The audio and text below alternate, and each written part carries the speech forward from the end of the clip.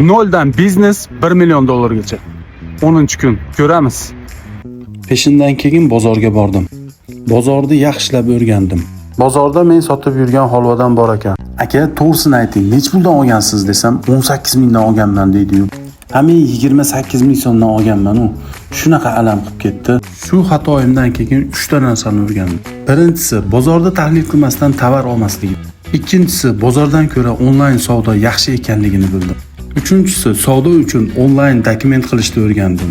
Bozorga e'tibor qilib qarasam, bozorda odam yo'q. Juda ham kam odam. Bitta savdogar akadan so'radim. Aka, nima uchun bozorda odam yo'q?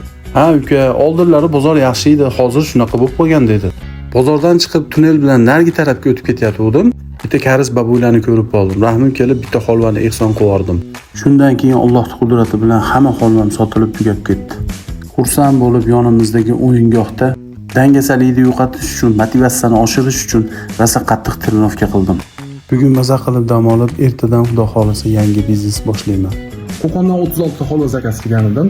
28 ming so'mdan 35 ming so'mdan 23 tasini sotdim, 12 tasini 25 ming so'mdan sotdim, bittasini ehson qilib oldim. Xullas, jami 105 ming so'm foyda qildim.